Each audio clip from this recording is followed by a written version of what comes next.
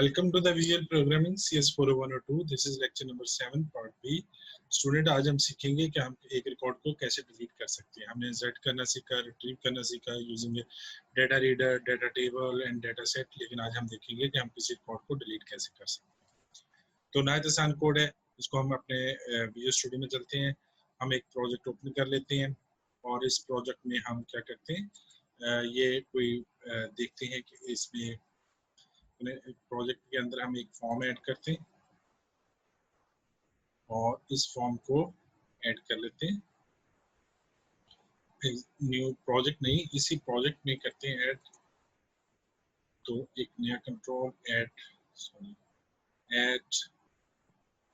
Form. इस form को हम एक नया फॉर्म ऐड करते हैं, फॉर्म 2। हम इसको रखते हैं डिलीट फॉर्म। हम डिलीट फॉर्म का नाम दे देते हैं।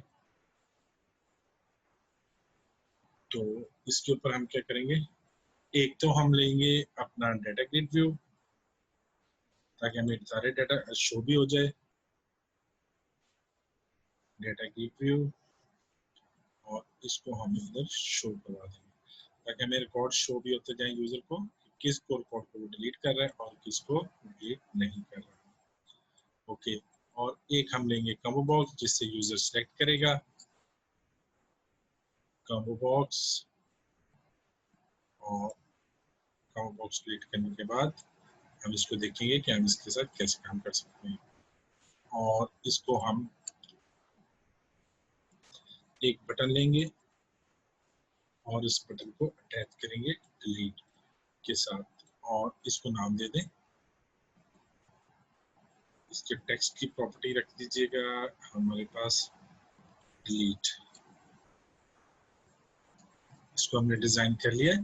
फॉर्म लोड के ऊपर हम क्या करेंगे, हम लेंगे एक data table dt is equal to, अपने डेटा की क्लास से उसको रिट्रीव कर लेंगे गेट डेटा टेबल, और जितने रिकॉर्ड है हमारी कस्टमर के अंदर उन सबको हम display cell select static from cell select. इसको जरा हाइड कर लें ताकि आपको कोड नजर आ जाए। सिलेक्ट स्टैटिक फ्रॉम सेल, और हमने वो रिट्रीव कर लिया है। और इसके data grid view 1 dot data source is equal to GT रख देते हैं, यानी कि उसमें डिस्प्ले हो जाएंगे। कॉम्बो बॉक्स में भी डिस्प्ले करवा देते हैं data source is equal to, हम क्या रख देते हैं DT। लेकिन कॉम्बो बॉक्स सिर्फ एक ही वैल्यू डिस्प्ले करवा सकता है, तो इसके लिए हम combo box dot display member is equal to name, यानी कॉलम जो उसमें अपीयर होगा वो नेम का अपीयर होगा। और जो हम करते हैं कि कॉम्बो, आज इसकी भी आपको समझ आएगी कि हम कॉम्बो बॉक्स 1 के अंदर डॉट वैल्यू मेंबर क्या रखेंगे, वो आईडी रखेंगे, क्योंकि हम डिलीट हमेशा आईडी पे करेंगे। नेम क्योंकि मल्टीपल हो सकते हैं तो वो हमारा वो ज्यादा डिलीट ना हो जाए। ऐसे कॉलम पे डिलीट करेंगे जो यूनिक हो। तो मैं इसको टेबल को डिस्प्ले कैसे कराऊंगा, मेरा यहाँ पे इस प्रोजेक्ट में एक मेन का फॉर्म बना हुआ है, उसमें मैंने डिलीट था, डिलीट कस्टमर पे जाता हूँ तो मुझे ये फॉर्म नजर आना चाहिए। तो ये फॉर्म को क्या करता हूँ, delete form is equal to, आप इसको डायरेक्टली भी शो करवा सकते हैं, कोई इशू नहीं है। अगर आप प्रैक्टिस कर रहे हैं तो आपको MDI फॉर्म बनाने की जरूरत नहीं है। df डॉट हम क्या करें, MDI पेरेंट, यानी कि इसका MDI पेरेंट कौन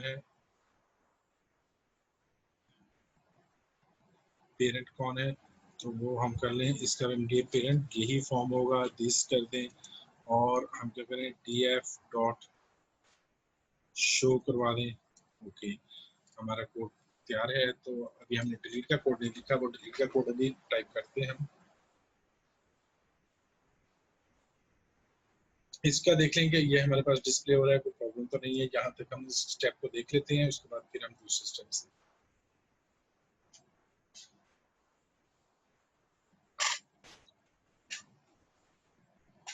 ये थोड़ा सा टाइम ले रहा है, कुछ ना हो तो हम क्या करते हैं, पहले लॉगिन हो जाए। ये हमने लेक्चर में बनाया था 5B में। ये हमारे पास जिस हो जाता है तो हम इसके बाद हम क्या करते हैं, डिलीट पे क्लिक करते हैं। हमारे पास कोई प्रॉब्लम आई है या प्रॉब्लम भी नहीं आई। da.fill, जी हम किस पे काम करें, इशू क्या है, क्यूरी को फिर देख लेते हैं। हम डिलीट फॉर्म की क्यूरी में जाते हैं। स्टैटिक फॉर्म सेल नहीं है, कस्टमर से सिलेक्ट करना था हमें,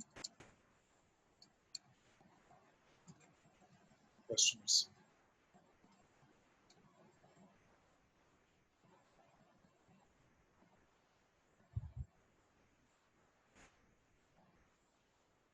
तो इसको देखते हैं कि हमारे डेट डिस्प्ले हो रहा है या नहीं। थोड़ा सा काम हमारा लॉगिन होकर जाना पड़ता है हमें। नवाज हमने इसको रखे हुए हैं, ओके। लॉगिन होते हैं, डिलीट के फॉर्म पर चले जाते हैं, फिर हमारी प्रॉब्लम है।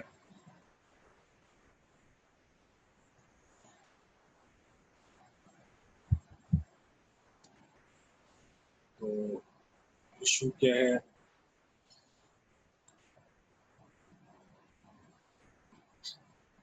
फॉर्म हमारे, मैं इस फॉर्म को जरा डायरेक्ट डिस्प्ले करवा दूँ, तो प्रॉब्लम आ रही है। तो काफी ज्यादा हम मेन के फॉर्म ना लॉगिन फॉर्म को डिस्प्ले नहीं करवाते हैं शुरू में, हम डिलीट के फॉर्म को शुरू करवा लेते हैं स्टार्ट में।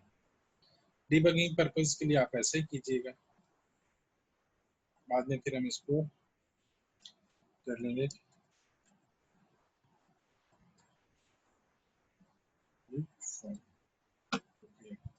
मैंने मेन प्रोग्राम की फाइल में जाके जो मेन मैंने क्वेश्चन तो मेरे ख्याल की नहीं है, तो इसको ये तो फिर प्रॉब्लम करेगा हमारे लिए। मैं इसको रोकता हूँ और फॉर्म, हमारी क्वेरी में कुछ फॉर्म का कीवर्ड गलत लिखा हुआ टाइप हुआ था जो सजेस्ट कर रहा था, जी यहाँ पे डबल आ गया है,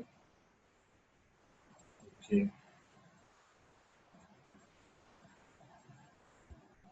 इसको देखते हैं दोबारा हम,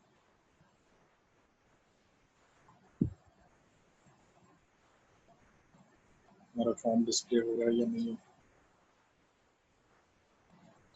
ये रिकॉर्ड सारे सिलेक्ट हो गए, ठीक है, थोड़े से जो हमने पहले फिल किए। अच्छा, अब मैं चाहता ये हूँ कि मैं इसमें इसको रिकॉर्ड सेलेक्ट करूँ, तो ज़रा जब ये सिलेक्ट होगा तो इसकी की भी सिलेक्ट हो जाएगी, तो मैं डिलीट का बटन प्रेस करूँ तो वो रिकॉर्ड डिलीट होगा। इसको ज़रा हम दोबारा परफॉर्म करते हैं कि कैसे कर सकते हैं। देखिए हमारे पास एक कोड है कि हमने जेड का कोड लिखा था, और हम क्या करें, वो कोड बिल्कुल जेड का कोड ही यूज होगा, सिर्फ पूरी चेंज होगी। तो हमारे पास एक कोड है डाटा की क्लास में, ये वाला, इसी को कोड को मैं कॉपी करता हूँ, पेस्ट कर दूंगा, और उससे मैं आपको समझाने की कोशिश भी करूंगा कि हमारे पास क्या है। कॉपी, जो जो चीजें हमें इसमें से चाहिए होंगी। अच्छा, अब इसके बटन के क्लिक के इवेंट हम यहाँ पे इसको पेस्ट करते हैं। दोबारा इसको देखते हैं क्या क्या चीजें हमें चाहिए, ओके। हमें क्वेरी स्ट्रिंग चाहिए, कनेक्शन स्ट्रिंग कॉन्फ़िगरेशन मैनेजर के जरिए हमने इसको रिट्रीव किया है, तो मैं इसको क्या करता हूँ, और एसक्यूएल कनेक्शन चाहिए, इसकी नेम स्पेस ऐड कर दीजिएगा, और कमांड चाहिए, एडेप्टर नहीं चाहिए, और ये नहीं चाहिए, और इसको हम क्या करें,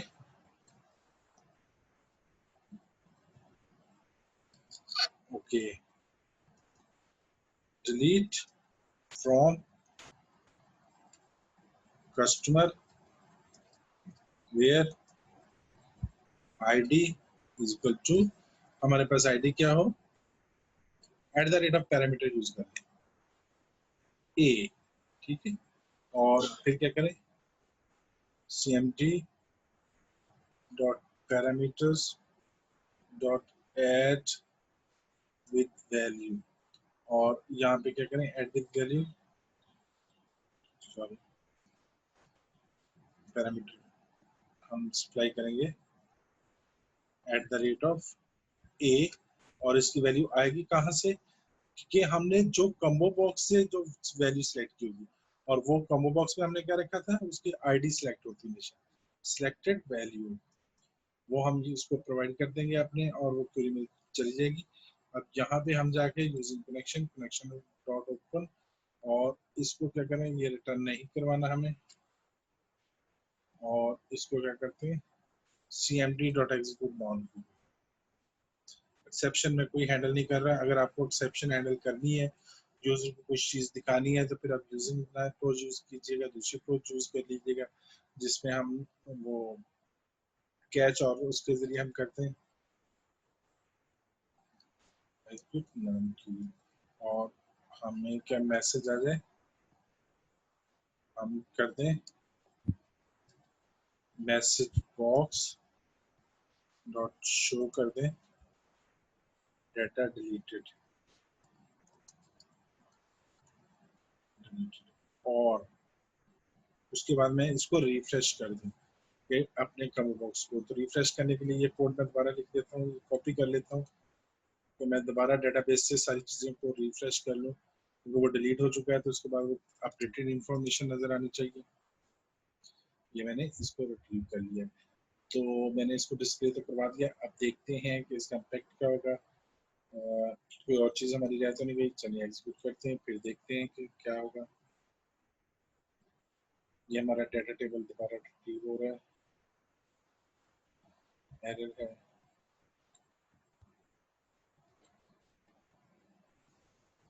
हमने इसको रिपीट किया है, डाटा टेबल दोबारा D21 में। हालांकि उसमें इसमें हमें डाटा टेबल की जरूरत नहीं थी, ऊपर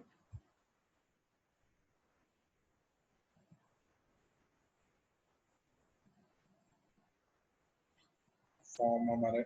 अब हम यहाँ से क्या करते हैं, एम्प्टी वाला सेलेक्ट करते हैं, 60 नंबर वाला डाटा डिलीट, और वो देखें 60 वाला हमारा मिस हो गया है। इस तरह हम किसी भी ये जो एम्प्टी डाटा इनको डिलीट करते हैं, डाटा हमारे पास डिलीट होता जा रहा है। ये वाले जो रिकॉर्ड्स हैं इनको हम डिलीट कर रहे हैं। ओके, आप वो और जिनमें पिक्चर्स नहीं है उनको सबको डिलीट कर सकते हैं। तो हमारे पास काफी सारे रिकॉर्ड डिलीट होते जा रहे हैं। तो डिलीट जो है वो बड़ा एक इम्पोर्टेंट पैरामीटर होता है, इसको हम इम्पोर्टेंट फंक्शन है कि आप, लेकिन इसमें दो तीन आपने जब क्यूरी लिखनी है तो फ्रॉम कस्टमर वेयर आईडी जरूर लिखना है। अगर आपने डिलीट फ्रॉम कस्टमर कर दिया और आईडी के बगैर कर दिया तो आपके सारे रिकॉर्ड डिलीट हो जाएंगे, इस चीज का आपको ख्याल रखना है।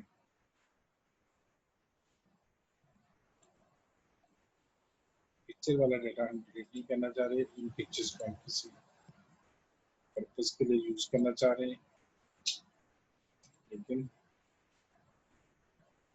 ओके, तो ये मैं एक छोड़ देता हूँ ताकि हम उसका डेमो कर सकें।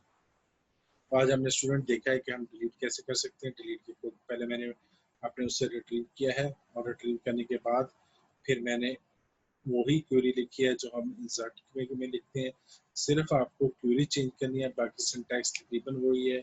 और क्वेरी में हमने चेंज किया है कि delete from customer with ID. इसको भी आप अपने अगर उसमें रख लें डाटा के टेबल में, तो आपको क्यूरी भेजें तो उससे डिलीट हो तो और ज़्यादा बेहतर है। आईडी या टेबल का नेम भेजें तब और बेहतर है। आप इसको भी ज़्यादा मॉडुलर कर सकते हैं कि हम डिलीट का कोड एक ही दफ़ा लिखें, क्योंकि हमारे पास एक डेटाबेस में बहुत सारे टेबल्स होते हैं, तो हम क्यूरी की बेस से डिलीट करें तो ज़्यादा बेहतर है। एक स्ट्रिंग उसको भेज दें कि किस टेबल से कौन सी आईडी डिलीट करनी है, तो ये मेथड हमें एक ही दफ़ा लिखना पड़ेगा। मैं इसको ज़रा मॉडिफाई आपके लिए कर देता हूँ, देखिए मैं इसको कैसे करता हूँ, फिर आप इसको क्या करिए कीजिएगा। इसको मैं ले चलता हूँ जो वहाँ पे, और इसको कॉपी कर लेते हैं और व्यू मॉडलर करने के लिए हम क्या करें, सॉल्यूशन एक्सप्लोरर और अपनी डाटा की क्लास में चलते हैं और यहाँ पे मैं आज एक मेथड बनाने लगा हूँ। तो यहाँ पे टाइप कर देते हैं, ये मेरा सॉल्यूशन एक्सप्लोरर थोड़ा सा ज्यादा हम बड़ा नजर आ रहा है यहाँ से। ओके, यहाँ पे हम करते हैं पब्लिक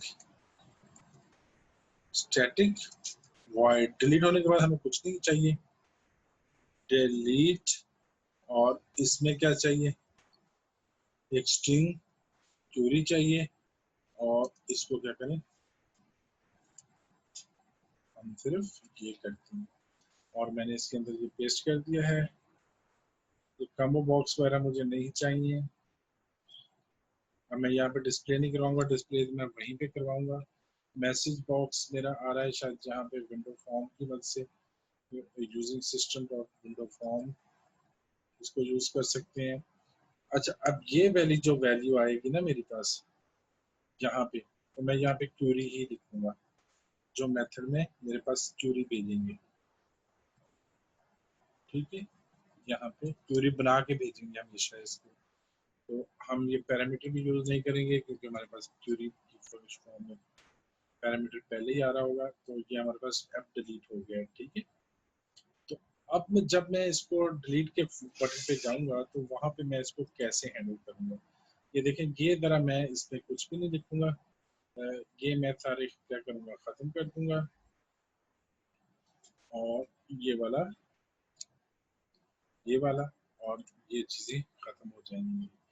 फिर दोबारा मैं करूंगा उसको, देखिएगा, डाटा डॉट डिलीट, डिलीट में क्या करूंगा, अब इसको मैं कमांड के भेजूंगा, एक कमांड बना के भेजूंगा, delete from customer where ID is equal to, plus कर दें combo box 1 dot selected value. इसको हम क्या करें, इसको रन करते हैं